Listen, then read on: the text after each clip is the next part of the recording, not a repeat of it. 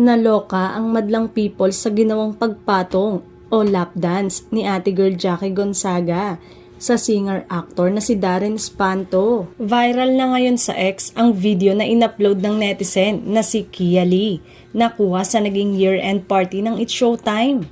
Sa naturang video ay makikita na nakaupo si Darren sa isang monoblock kung saan nilapitan siya ni Jackie. Sumunod naman ang dalawa pang It's Showtime dancer at pinaikutan ng binata habang nagsasayaw. Ngunit hindi pa natatapos ang pasabog ni ate girl Jackie dahil bago matapos ang kanyang sayaw ay niyakap pa niya si Darren na mas nagpahiyaw pa sa mga taong present sa party.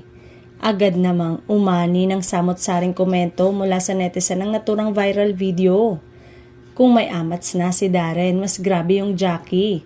Kung ano ang pinagagawa, comment ng isang netizen. Sa ngayon, ay wala pa namang pahayag ang pamunuan ng It's Showtime tungkol sa viral video.